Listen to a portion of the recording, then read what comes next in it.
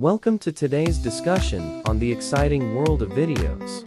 Our topic for today is centered around two different business models. Starting a brick and mortar business versus an online business. Let's dive in and explore the advantages and challenges of each approach.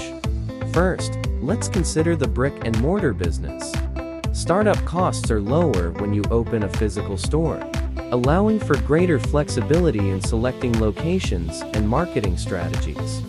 You can directly engage with your target audience, offering them a personalized experience that can't be replicated online. On the other hand, the online business has several advantages. First, you can reach a global audience, which may not have access to your local brick and mortar store. Second, you can save on rent and labor costs, as you don't need to have a physical presence. Finally, online marketing allows for cost-effective advertising and can be easily scaled up or down based on your business needs. When it comes to decision-making, both options have their pros and cons. Brick and mortar stores require significant upfront investment, while an online business can begin with a lower initial cost.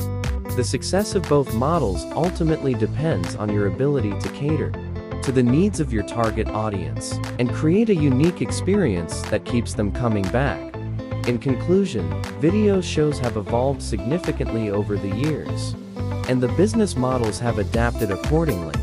The choice between a brick and mortar business and an online venture ultimately depends on your specific goals, resources, and vision for your creative project. Remember, the key to success is staying true to your values and delivering a memorable experience to your audience.